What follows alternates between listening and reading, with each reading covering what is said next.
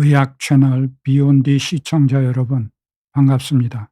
저는 휴먼 영양 의학 연구회에서 활동하고 있는 웰리스 의원 장준홍 원장입니다. 오늘 제게 주어진 시간에 여러분과 함께 생각하고 이를 바라는 게 하나 있습니다. 그건 뭐냐 하면 염증에 관해서 함께 생각해 보면 좋겠습니다. 지금 보이는 저 타임지는 2004년, 지금으로부터 약 20여 년 전에 표지에 적혀 있는 내용을 한번 보겠습니다. 심장마비, 암, 알츠하이머병, 그 밖에 만성질환이 생각하지 않았던, 놀랍게도 염증과 연결고리가 있다는 것이 밝혀졌습니다. 그래서 그 염증을 저승사자라 불러봤습니다. 염증은 요즘에는 만성 저등급 염증, 즉 chronic low grade inflammation이라는 용어를 적용하고 있는데요. 그러한 만성 염증의 개념을 일반인들에게, 일반 대중에게 널리 알리게 된 계기가 된 첫 사례입니다. 근데 20여 년이 지난 지금 만성 염증에 대한 원인을 아직 뚜렷하게 밝혀내지 못하고 있습니다.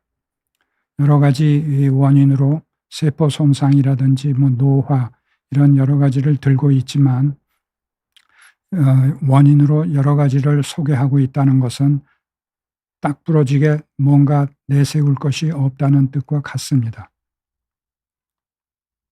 그러던 중에 미국의 생화학자 베리시어스 박사가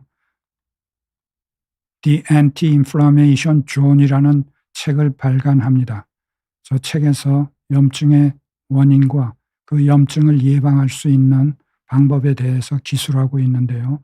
그 내용이 훌륭해서 저를 포함한 대학 동기 4명 합해서 5명이 염증의 바다 건너가기라는 제목으로 번역 출간하였습니다. 최근에.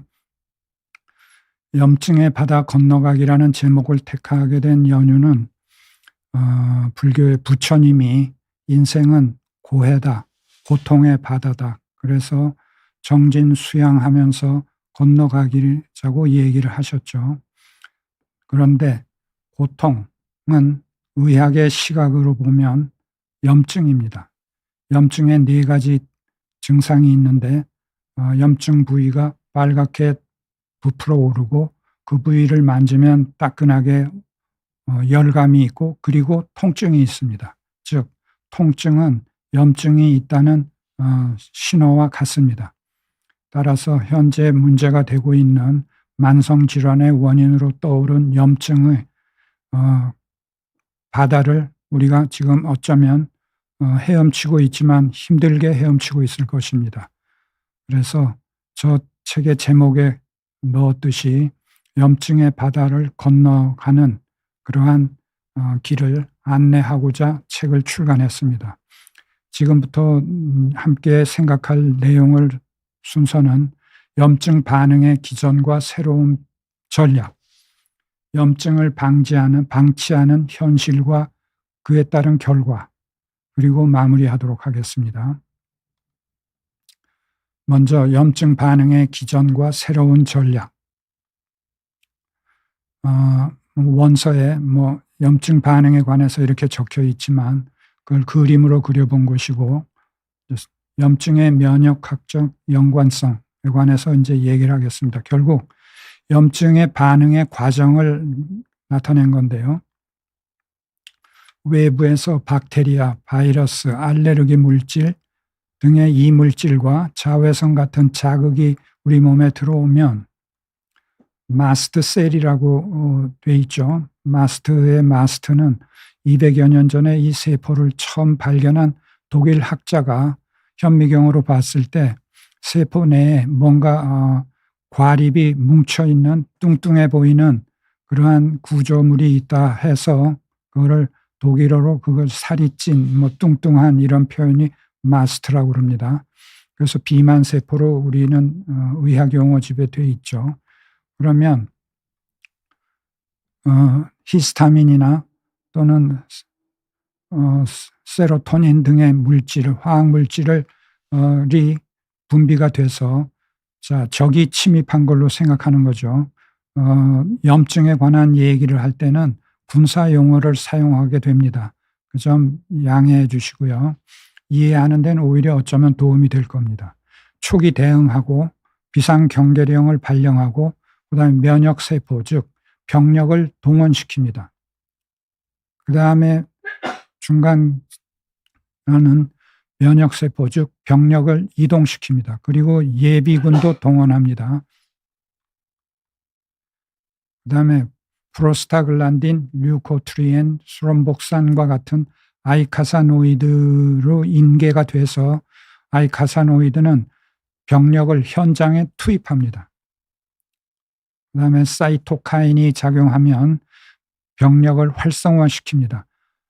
군대에 갔다 오신 우리 남자 시청자 여러분들은 잘 아시겠지만 동원되면 총기는 즉시 개인 확인은 갖고 출동하죠. 그런 다음에 현장에서 탄화를 지급받습니다. 아마 활성화가 이제 그렇게 보시면 좋고요. 그러면 면역세포, 즉 병력은 그때부터 이제 전투를 개시하고 염증 반응, 전투를 벌이게 됩니다. 훌륭한 정보죠. 박테리아가 들어와서 염증 전투를 치르는 과정까지 얘기를 했는데 이 과정에서 이 앞부분, 즉 병력을 동원하고 이동시키고 하는 부분과 아이카사노이드는 병력을 현장에 투입하는, 그래서 전투를 벌이게 되는 이 후반 과정을 둘로 나눠서 보기로 합니다. 그러면 여기서 제가 여러분과 함께 생각해 보자고 한 게 있죠. 했지 않습니까? 그러면 먼저 한번 생각해 볼 것은 외부로부터 들어오는 다른 물질은 없는가? 박테리아, 바이러스, 알레르기 물질 이외에 외부로부터 내 몸으로 들어오는 다른 물질은 없을까? 한번 생각해 보기로 하죠. 그다음에 두 번째는 이 염증 반응은 외부로부터 들어온 물질과 벌이는 전투가 늘 이길까요? 이기고 끝날까요? 아니면 늘 패할까요? 아니면 이기되 뭔가 피해를 동반한 채로 승리할까요? 한번 생각해 보기로 합니다. 그래서 아이카사노이드에 관해서 한번 살펴보겠습니다. 아이카사노이드는 탄소 20개를 가진 이러한 화합물을 말하는데요. 이들의 원료는 오메가3와 오메가6가 원료입니다. 오메가3와 오메가6는 필수 지방산이죠. 영양소에 필수라는 단어가 들어간 것은 반드시 먹어서 그 영양소를 흡수해서 우리가 이용하게 되는 것이지 자체 합성 생산하지를 못합니다. 그 오메가6로부터 만들어진 이 빨간 박스 안에 있는 이 프로스타글란딘, 류코트리엔, 수롬복산 같은 것을 친염증 아이카사노이드라고 명칭에 이름을 붙여줬고, 오메가6로부터 들어온 합성된 이 파란 박스에 있는 화합물들과 오메가3로부터 만들어진 이 파란 박스에 있는 것을 친염증과 반대되게 항염증이라고 이름을 붙여줬습니다. 그런데 알고 봤더니 친염증, 항염증 이렇게 상반되는 기능을 갖고 있는 것이 아니고 빨간 박스에 있는 것은 more inflammatory, 파란 박스에 있는 것은 less inflammatory. 그래서 둘 다 전투를 치르긴 하는데 이게 전투 위주로 기능을 발휘하는 것이고, 결국 군대에서 보면은 보병, 전투병인 보병에 해당하고요. 그다음에 이 파란 박스에 있는 것은 전투는 치르긴 하되 전투병을 지원하는, 그러니까 행정병이라고 그럴까요? 뭐 취사병, 통신병 이렇게 생각을 하시면 괜찮을 겁니다. 그러면 이 오메가6로부터 어떤 경우에는 이 전투를 더 위주로 하는 병사들, 그리고 어떤 경우에는 전투를 지원하는 병사들을 배출하는가를 보면 이 DGLA라는 중간체에서 아라키돈산이라는 이 전구체를 만드는 이 과정에 특수한 효소가 관여되는데요. 저 효소에 인슐린이 관여하면 저 반응을 촉진시켜서 아라키돈산을 많이 만들게 하고, 그래서 전투 위주의 병사들을 배출하고요. 근데 이 인슐린은 우리가 탄수화물을 섭취했을 때 분비되는 호르몬이죠. 반대로 글루카곤이나 EPA는 이 과정을 억제해서 전투 지원 병사들을 배출합니다. 근데 글루카곤은 단백질 섭취와 관련이 있고 EPA는 결국 지방 섭취로 인해서 우리가 얻어지는 것이죠. 이쪽 오메가3로부터 진행하는 이 반응 과정에 봐도 이 인슐린이 여기에 작용해서 똑같은 효소가 개입하는 곳이기 때문에 또한 파란 박스 안에 들어있는 전투 지원 병사들을 또 배출합니다. 그러면 여기서 인슐린이 굉장히 중요한 역할을 하는데요. 인슐린은 전투 위주의 병사들과 전투 지원 병사들을 배출합니다. EPA는 다시 진행해서 레졸빈이라는 전투 지원 하는 병사를 만들어내는데, 이 레졸빈은 아이카사노이드가 탄소가 20개인데 비해서 레졸빈은 탄소가 22개입니다. 그래서 어찌 보면 아이카사노이드보다 뭔가 특수한 임무를 부여하지 않았는가 여겨집니다. 곧 확인하겠습니다. 이 아이카사노이드는 모든 세포, 우리 몸의 60쪽에 이르는 모든 세포에서 합성되어서 그 세포에서 즉시 자기 기능을 발휘하고 사라집니다. 그 작용하는 시간은 2, 3초, 수초에 불과하고요. 지금 이 순간에도 저나 여러분의 몸 안에서 아이카사노이드는 만들어지고 사라지고 합니다. 레졸빈은 2002년 하버드 의대의 서르헨 교수가 논문에서 염증은 저절로 사라지는 것이 아니라 해소 물질에 의해 종료된다라는 새로운 패러다임을 제시하면서 그 2004년에 저 해소 물질을 레졸빈이라는 이름을 붙여줬습니다. 레졸빈은 아까 아이카사노이드는 병력을 전투 현장에 투입한다고 그랬죠. 레졸빈은 거기서 철수시킵니다. 그래서 조직 손상을 방지하고요. 그 다음에 이미 사멸된 세포나 또는 염증 부위를 청소하게 되고 재생 촉진도 하게 됩니다. 즉 전투 아이카사노이드가 전투 위주의 병사들과 전투 지원 병사들이라고 하면, 레졸빈은 무너진 다리와 도로를 복구하는 공사를 전문으로 하는 공병, 그리고 전사자와 부상자를 후송하는 의무병이라고 하면 딱 어울립니다. 그래서 아이카사노이드는 염증을 시작하고 진행하고, 레솔빈은 염증을 해소하고 치유합니다. 그래서 지금까지 우리가 친염증, 항염증 이렇게 서로 반대되는 개념으로 이걸 분류해 왔는데, 사실 아이카사노이드와 레솔빈은 서로가 다른 기능을 하지만 상호 보완하고 있는 것입니다. 그래서 여기서 잠깐 고대 동양 철학자인 노자를 모셔옵니다.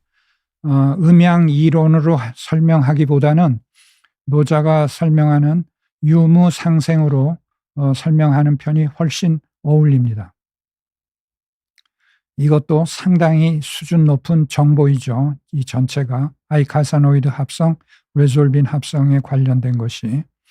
여기서도 아까와 같은 생각을 한번 해봅니다. 염증 반응은 과연 늘 온전하게 끝날까? 한번 생각해 보기로 하죠. 아까 이물질이 들어오면 마스트셀, 비만 세포가 감지한다고 그랬는데, 마스트셀의 마스트는 돛대라는 의미도 있습니다. 뜻도 있습니다. 즉 범선에 큰 돛을 다는 돛 기둥을 세우고 경우에 따라서는 그 기둥의 꼭대기까지 올라가서 전후 좌우를 살핍니다. 즉 요즘 현대 무기로 치면 레이더에 해당하겠죠. 그래서 이물질이 염증 반응을 유발하는 이물질이 들어오면 레이더에 포착돼서 앞에서 설명한 바와 같이 병력을 동원하고 이동시키는 제일 첫 번째 과정을 거칩니다. 그 다음에 아이카사노이드 합성의 정보라고 하면서 소개해 드렸습니다. 그러면 아이카사노이드와 레졸빈은 염증 반응을 시작하고 치유하는 과정을 담당하죠. 근데 이 과정은 2, 3초를 다투면서 합성되고 사라지는 이 과정을 반복해야 됩니다. 다시 말해서 우리가 국방 나라를 지킬 때 한시 한 순간도 소홀히 할 수 없이 우리가 경계 근무를 하듯이 늘 지키고 있어요. 면역 항상성이라고 그러는데, 외부에서 들어온 이물질이 아니라 하더라도 죽은 세포가 하루에 약 수십억 개에 달한다고 그러고, 변성된 단백질이 수백 그램, 그리고 산화된 지질이 수십 미리그램에 달한다고 그럽니다. 일종의 생활 쓰레기인 셈이죠. 이것도 처리를 해야 됩니다. 그래서 염증 시작과 치유의 균형이, 만약에 시작은 전투는 버려놓고 뒷마무리를 하기가 어려운 상황이 되면 그 염증이 마무리되지 않은 상태로 남습니다. 염증은 통증도 동반한다고 그랬는데, 아프다고 소리 낼 정도로가 아닌 아주 조용한 염증이기 때문에 이 경우에는 침묵의 염증이라고 불러줍니다. 즉 훈련하다 보면 안전사고가 발생하는 것과 진배 없습니다. 그래서 그 염증 반응은 늘 안전하게 끝날까? 꼭 그렇지만도 않다는 것을 우리가 이제 알게 됐습니다. 안전사고, 즉 침묵의 염증이 발생할 수 있고, 여기까지도 훌륭한 정보입니다. 그런데 이 아이카사노이드와 레졸빈을 합성하는 데 관여하는 오메가6, 오메가3, 그리고 인슐린과 글루카곤 등은 3대 영양소가 흡수되어서 벌어지는 이 과정이죠. 그러면 3대 영양소는 이 레이더에 만약에 포착이 됐으면 1번 과정을 거쳐서 2번 과정을 진행해야 되는데, 3대 영양소는 레이더에 걸리지 않고 아마 그 특수한 기능을 장착한 거죠. 스텔스 기능을 장착했다고 보여집니다. 그러면 3대 영양소는 결국 음식으로부터 우리가 소화 흡수한 영양소지 않습니까? 그러면 이 음식으로부터 들어온 영양소는 어떤 것인가, 정체가. 노자를 한 번 더 불러 모십니다. 노자는 상대방을 보고 싶은 대로 또는 봐야 하는 대로 보는 이는 상대방을 보이는 대로, 보여지는 대로 보는 이를 절대로 이길 수 없다고 그랬습니다. 따라서 지금까지는 우리가 음식을 우리의 영양과 피와 살이 되는 영양소라는 그런 물질로 좋게만 생각했지만은 이물질이면은 틀림없습니다. 그래서 내가 먹은 음식은 내 몸과 다르다라는 새로운 명제를 한번 우리가 설정합니다. 아까 이물질로 반드시 들어오는 것이 박테리아, 바이러스, 알레르기 물질만 우리 몸으로 들어오는가, 이거에 대한 우리가 생각을 해보자고 그랬죠. 내가 먹은 음식도 분명히 내 몸과 다른데 내 몸 안으로 들어옵니다. 그러면 그 음식이 들어와서 끝내 침묵의 염증도 일으킨다고 그랬는데, 침묵의 염증은 우리가 염증의 5번째 증상이 있습니다. 4대 증상에 추가해서 기능 상실입니다. 따라서 침묵의 염증이 있으면 혈관 내피세포의 기능이 장애가 옵니다. 그러면 문제가 뭐가 발생하느냐 하면, 인슐린이 혈관에 있는 포도당을 인근 세포에 공급하려고 지시를 하면 그걸 따를 수가 없습니다. 기능 장애가 와서. 그래서 인슐린의 지시를 거부하죠. 인슐린 저항성이 옵니다. 그러면 혈당은 내려가지 않고 그대로 유지하거나 자꾸 높아지죠. 그러면 인슐린이 높아집니다. 고인슐린 혈증이 되죠. 그러면 아까 아이카사노이드 합성에서 인슐린은 아라키돈산 합성을 유도하고, 그래서 아이카사노이드, 염증 진행하는 아이카사노이드를 합성함으로 인해서 침묵의 염증은 더 악화됩니다. 근데 인슐린을 높일 수 있는 여건으로는 우리가 당 지수 높은 탄수화물을 섭취하면, 즉 곡류 탄수화물이 해당되죠. 그러면 마찬가지로 아라키돈산 합성이 많아지고 염증 진행 아이카사노이드가 많아져서 침묵의 염증으로 갈 가능성이 있습니다. 또 붉은 살코기, 적색육이나 달걀 노른자, 그리고 곱창과 같은 내장육은 그 자체에 아라키돈산을 많이 함유하고 있어서 또 이와 같은 코스를 밟아서 침묵의 염증이 더 악화되고 인슐린 저항성도 더 강화됩니다.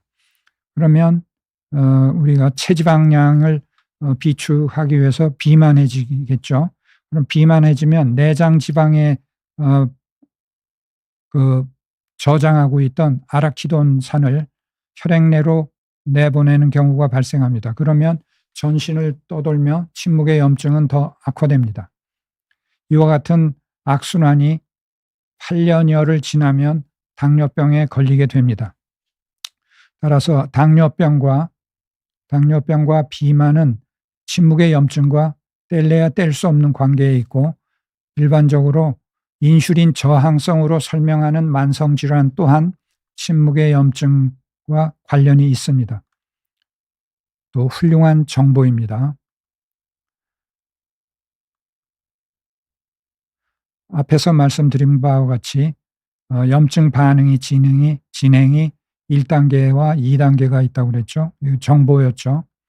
그 다음에 오메가6, 오메가3 등과 같은 물질이 염증 시작과 염증 치유 과정을 밟는데, 이 두 과정에서 염증 시작하는 쪽이 우세하고 염증 치유가 그에 감당하지 못할 정도로 약하면은 안전사고가 발생하죠. 안전사고 발생한다고 우리가 확인했고, 또 내가 먹은 음식은 내 몸과 다르다는 걸로 했습니다. 얘기가 정리됐죠. 그러면 박테리아나 바이러스의 침입을 막기 위해서, 우리가 코로나 같은 경우에 침입을 막기 위해서 마스크를 착용하죠. 그러면 음식도 이물질이라고 그랬으니까 차단하면 되지 않을까요? 근데 우리가 음식을 안 먹을 수가 없습니다. 생존하려면. 따라서 차단할 수가 없죠. 그러면 그 음식은 우리가 씹고 삼키고 그리고 소화하고 흡수하는 과정을 거치는데, 이렇게 보면 평화로운 단어들만 적혀 있지만은 사실은 음식은 내 몸과 다른 물질이라서 내 몸의 입장에서는 그것을 정체를 확인하기 위해서 입에다 놓고 씹습니다. 물리적인 파괴를 하는 것이죠. 그 다음에 삼키고는 위에서 또 잘게 부수고 그리고 소화 효소로 해체시킵니다. 즉 화학적 분해를 하죠. 그리고 안심할 수 있는 상태의 영양소를 흡수합니다. 마치 포로로 포획하는 것과 다름이 없습니다. 그래서 우리가 음식을 막연히 우리 몸에 이로운 것으로만 생각했지만은, 우리 몸은 음식을 우리 몸에 들어오는 이물질로 생각하고 용서치 않고 부숴버립니다.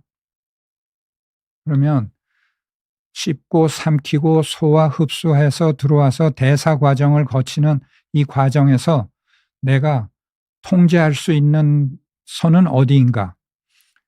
씹고 삼키고까지는 내 의지대로 할 수 있지만 그 다음에 소화 흡수 대사되는 과정은 내 의지로 어찌 할 수가 없습니다.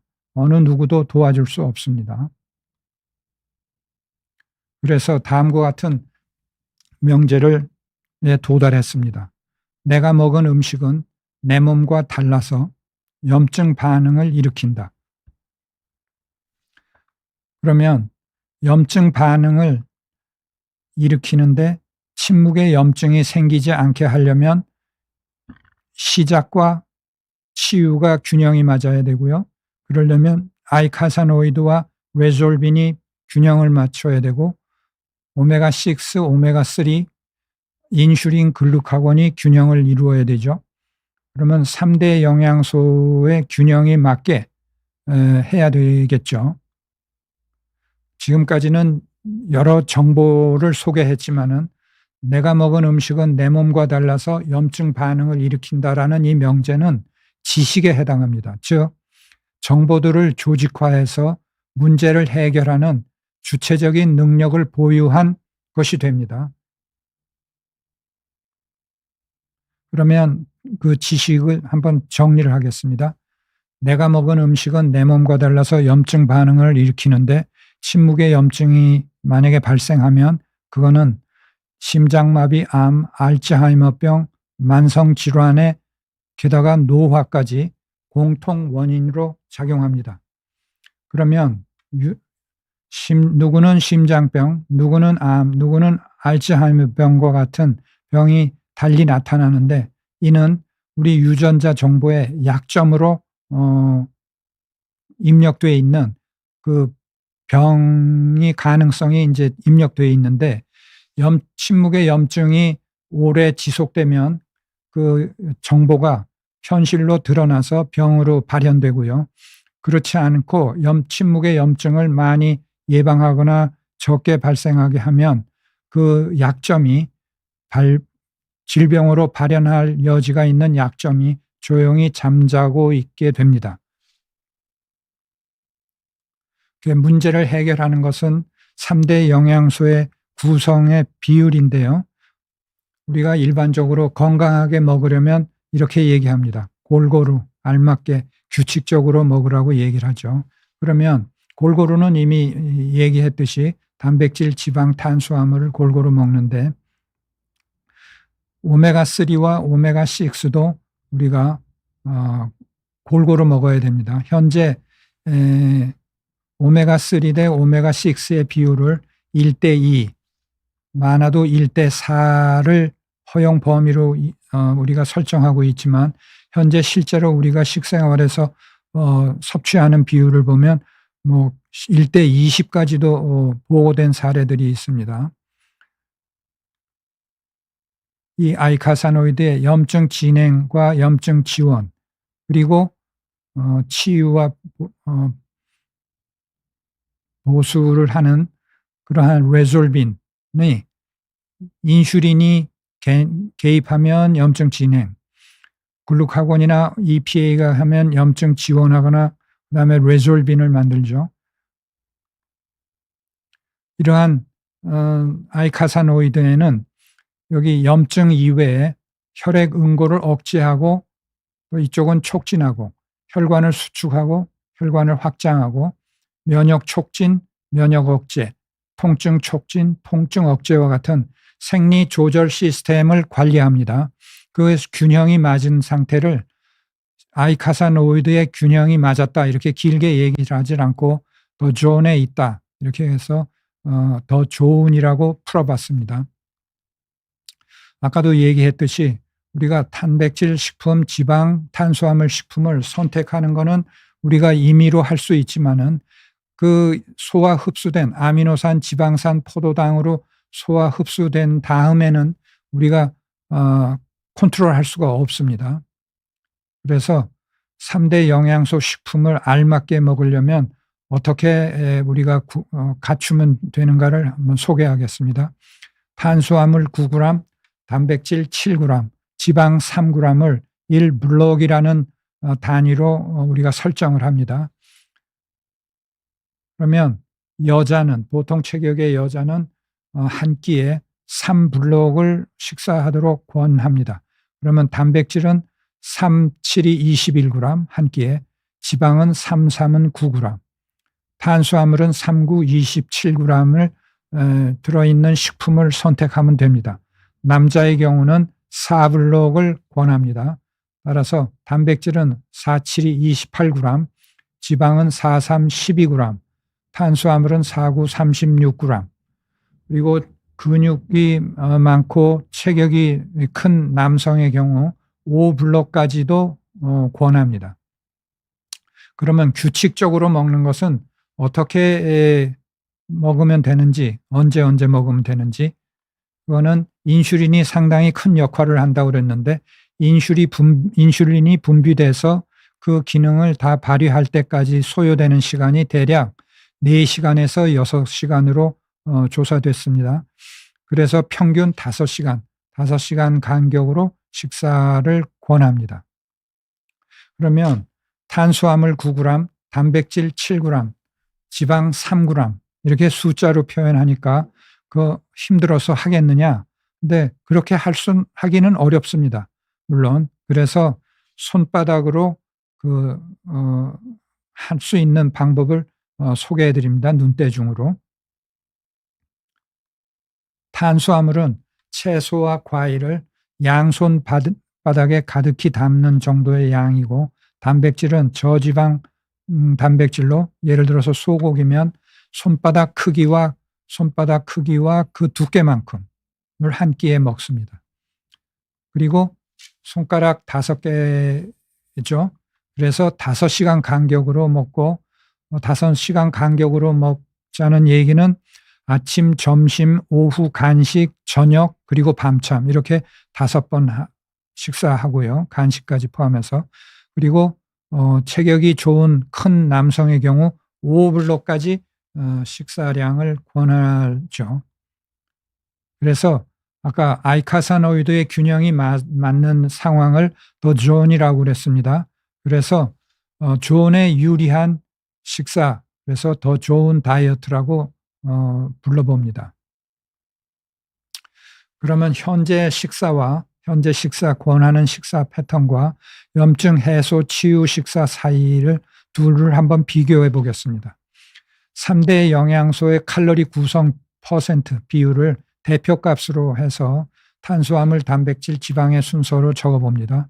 현재 대략 60, 15, 25%를 권장하는데 운동선수거나 그다음에 환자의 경우 50, 20, 30으로 옮겨가는 추세에 있다고 합니다. 그러면 염증 해소 치유 식사에서는 이 비율을 어떻게 권할까요? 40, 30, 30의 비율을 권합니다. 남자분들 중에는 축구를 좋아하시는 분들이 꽤 있죠. 여성 회원도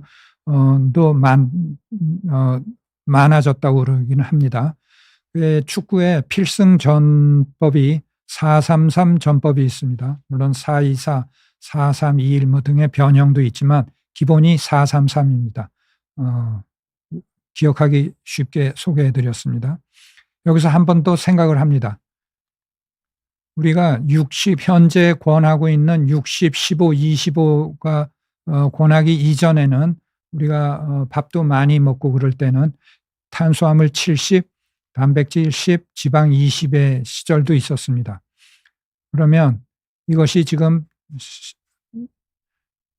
점차 탄수화물은 줄이고 단백질과 지방을 조금씩 늘려오는 추세에 있었는데 머지않아 40, 30, 30으로도 오지 않을까 기다리고 있겠습니다.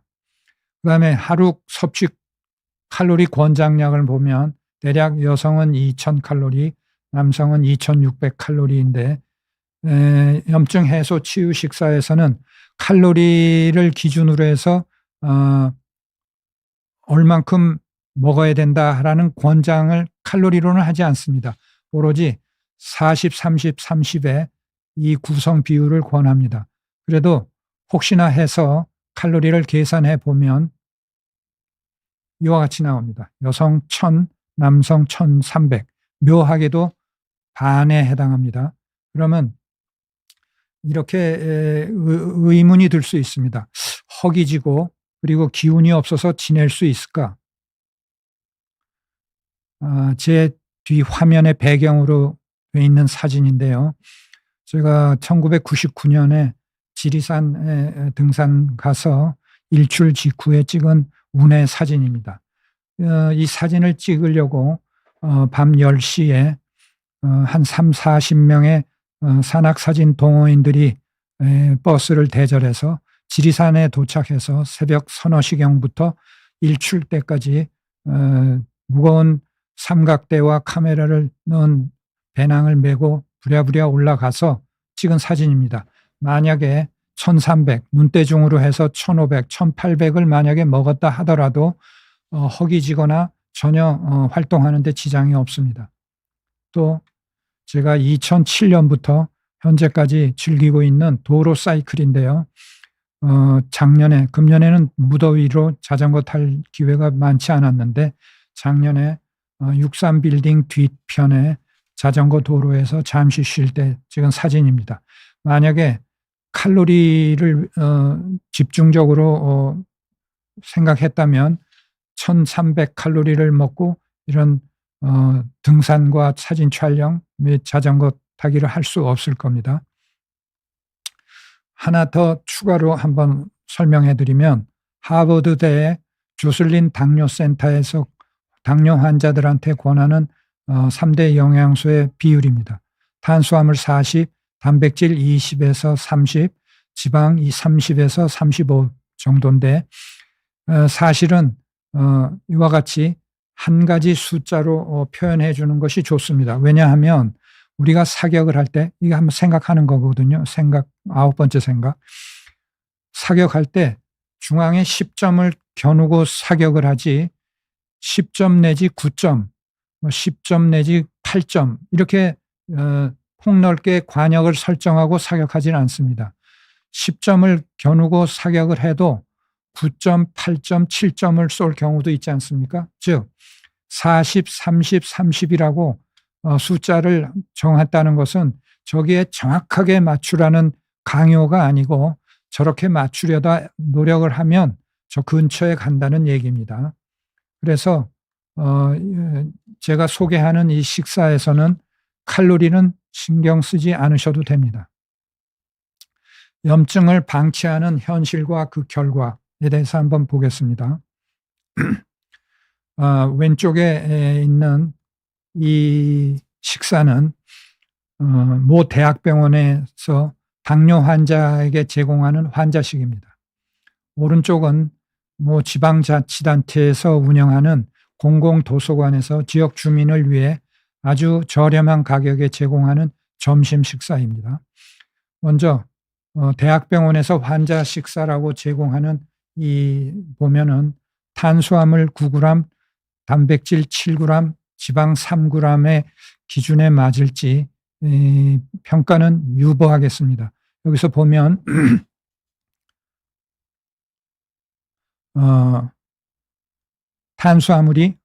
죄송합니다.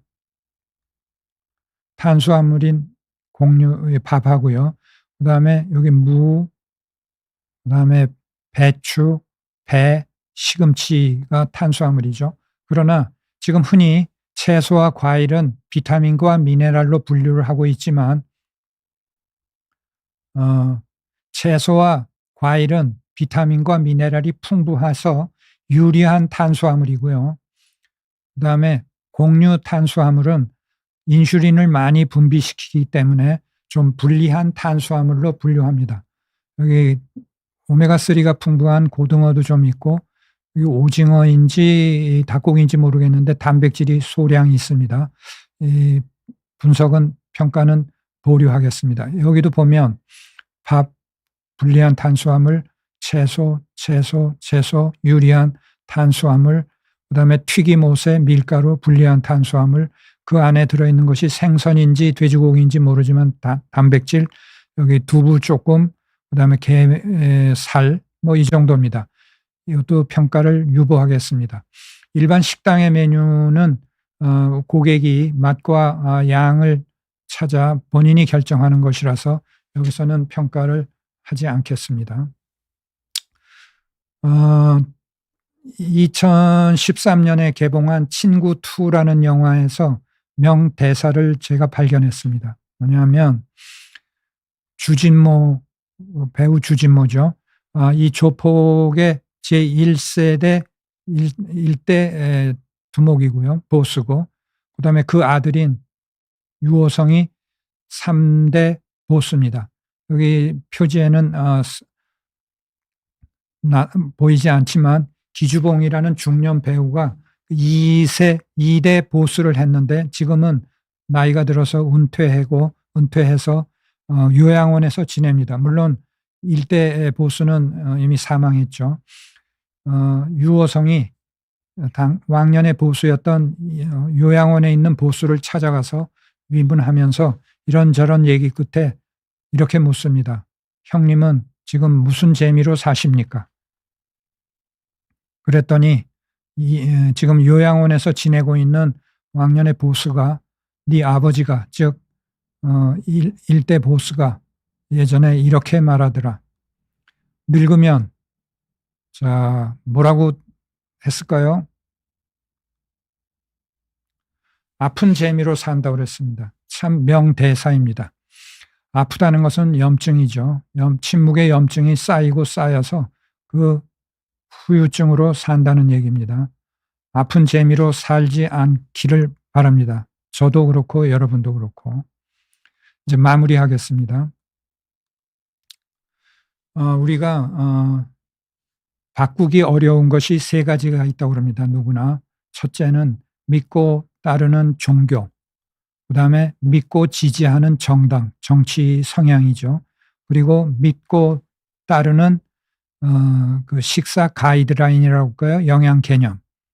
그런데 종교와 정치는 쉽게 바꾸지를 못합니다.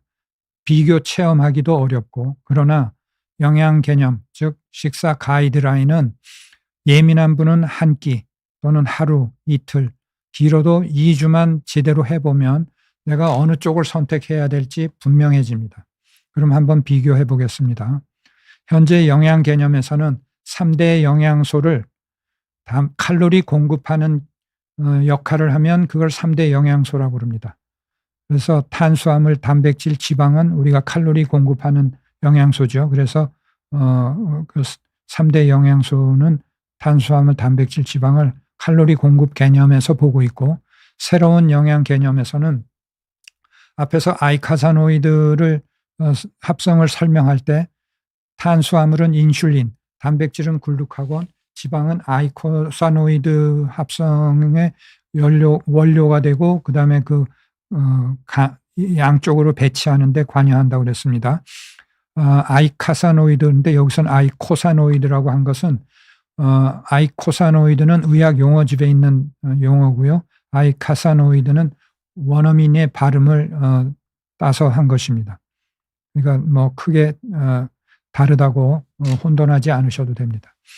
만성 질환을 관리할 때는 현재 영양 개념에서는 특정 식품에 들어있는 특정 미세 영양소, 예를 들면 비타민과 미네랄 등의 효능을 활용하기 위해서 그 특정 식품을 약처럼 이용토록 합니다. 권장하죠. 그러나 새로운 영양 개념에서는 몸과 마음을 컨트롤하는 아이코사노이드의 균형을 담당하는 3대 영양소, 즉 탄수화물, 단백질, 지방식품을 균형과 절제를 지켜 식사하면 됩니다. 그다음에 3번째로 비만 해결의 문제. 상당히 중요한 비교점인데요. 현재 영양 개념에서는 비만 해결을 하기 위해서 칼로리 대차 대조표, 즉 많이 먹고 덜 움직여서 비만해졌으니까 덜 먹고 많이 움직이라고 그러죠. 즉 많이 먹고 덜 움직이는 것이 비만의 원인인데, 현재 제가 소개하려고 하는 새로운 영양 개념에서는 우리가 은행에 예금을 해놓을 때 그 예금을 필요해서 찾으려고 할 때 비밀번호를 제대로 입력해야 돈을 찾을 수 있죠. 마찬가지로 복부 지방에 체지방을 저장해 놓고 그것을 꺼내려고 합니다. 그러면 뭔가 조건이 맞아야 꺼내주지 않겠습니까? 비밀번호라고 그래도 좋고 뭔가 조건이 맞아야 되는데, 왜 꺼내기가 어려운가 하면 복부 지방이 침묵의 염증이라는 덫에 걸려 있어서, 씌워져 있어서 그걸 쉽게 풀 수가 없습니다. 그래서 반드시 비만을 해결하려면 그 비밀번호를 정확하게 입력해야 됩니다. 그 비밀번호는 앞에서도 설명했듯이 탄수화물, 단백질, 지방을 40, 30, 30으로 맞추는 데 있습니다. 근데 그 비밀번호를 맞추지 못하고 있으면 체지방을 꺼내지 못하니까 어떻게 하면 되겠습니까? 체지방을 꺼내지 못하면 다시 또 먹으면 됩니다. 에너지를 먹는 걸로 채워줍니다. 또 체지방을 꺼내지 못하면 어떻게 하면 되겠습니까? 안 움직이면 되죠. 그래서 비만이 많이 먹고 덜 움직여서 비만해진 것이 아니라 비만하기 때문에 많이 먹을 수밖에 없고 또 움직이지 않을 수밖에 없습니다. 즉 많이 먹고 덜 움직이는 것은 비만함에 따른 결과입니다. 그야말로 정반대되는 얘기죠. 여러분들이 이 부분에서 어느 쪽을 선택할 것인가를 실천해 보시고 결정하셔야 될 것입니다.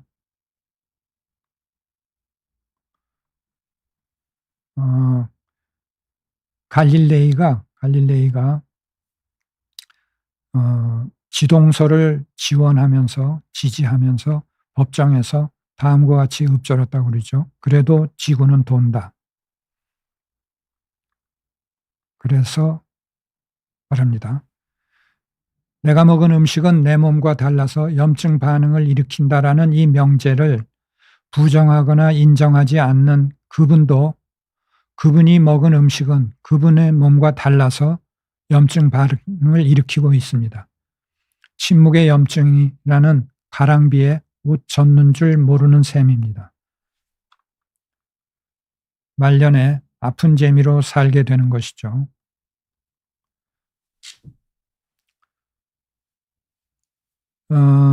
이와 같은 식사법을 실천하고 해보려면 참고 도서가 있는데요. 나와 가족을 위한 휴먼 영양학. 나와 가족을 위한다는 뜻은 수신제가 치국 평천하에서 수신제가를 생각하고 지은 이름입니다. 즉 건강해지는 나와 가족이, 이웃이 많아지면 우리나라가 건강해지겠죠. 또 닥터 웰의 무소유 식탁, 이 책은 종이책이 아니고 전자책입니다. 닥터 웰의 무소유 식탁의 웰은 well eat, longer live의 첫자를 따서 만든 웰입니다. 잘 먹고 오래 살자. 물론 영어 어순으로 하면 eat well, live longer가 맞겠지만 우리말 순서를 채택한 것이니까 양해 바랍니다. 그리고 무소유는 법정 스님이 강조하신 무소유인데, 소유하지 말자는 것이 아니라 꼭 필요한 것은 소유할 수 있다라는 뜻에서 지은 얘기입니다. 1권과 2권은 집에서 제가 먹은 메뉴를 사진으로 보여드리고 있고요. 3권은 외식한 경우, 밖에 나가서 사 먹은 경우입니다. 예를 들어서 갈비탕, 추어탕, 그다음에 항공기 내에서 기내식은 어떻게 했는지 이런 것을 하죠. 그리고 좀 더 관심이 있는 분이라면 그 시어스 박사가 지난 30여 년 동안에 저술한 14권 중에서 이 9권을 추천합니다. 소이 존, 즉 콩과 두부를 먹는 채식주의자의 경우, 그다음에 더 존, 이거는 휴먼 영양학으로 번역됐고요. The Anti-Inflammation John, 이거는 염증의 바다 건너가기로 지금 번역 출간돼 있고요.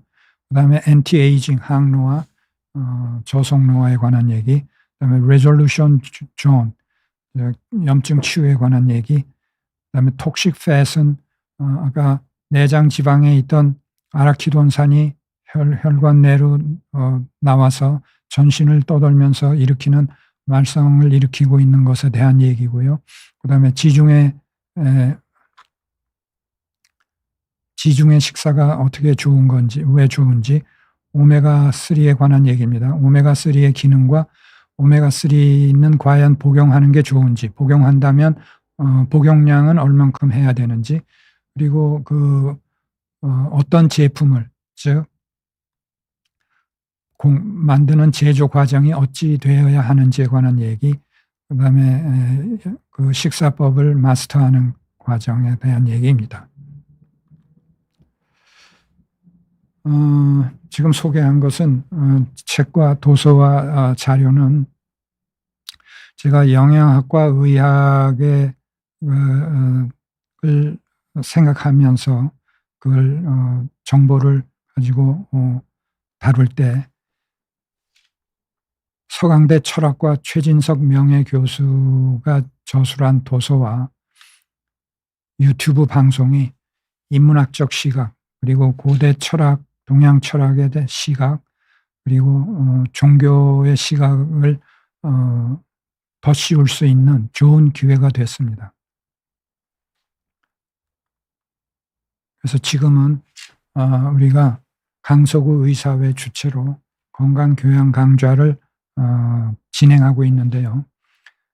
여기 핵심 단어로 노자의 유무상생, 그리고 염증의 바다 건너가기, 부처님의 바람일다 얘기, 그다음에 오늘은 얘기에서 빠졌는데 예수님의 사랑과 기적이라는 오병이어를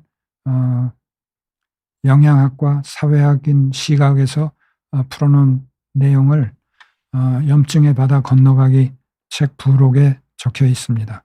그리고 강의에서도 얘기해 드리죠.